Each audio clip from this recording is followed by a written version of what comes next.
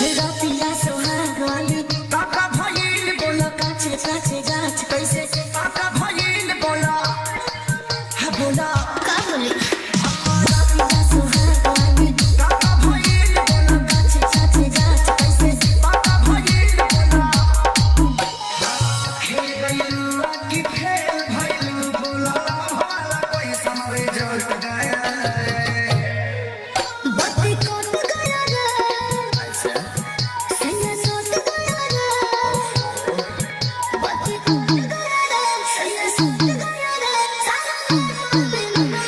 DJ Sudhir Manjhauli.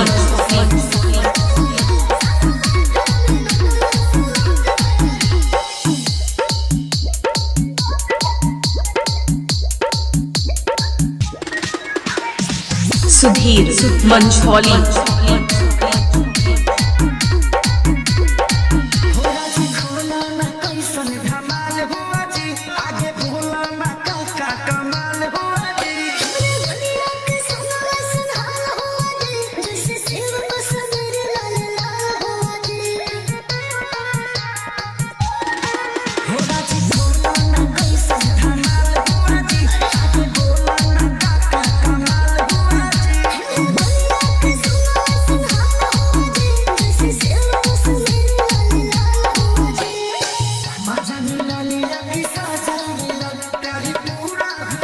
कुछ बात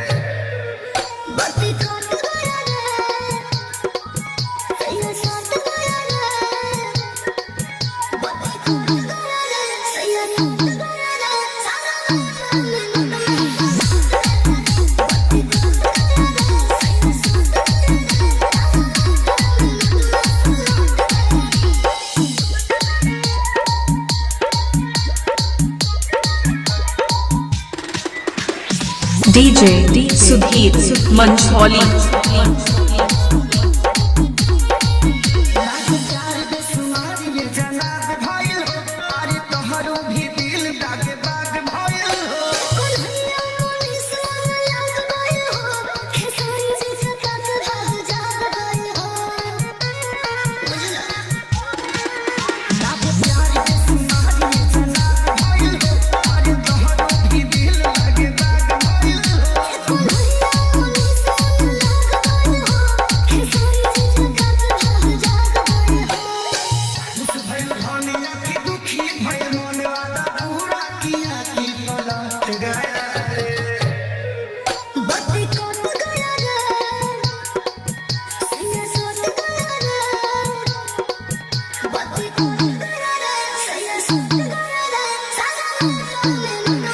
DJ Sudhir Manjhauli.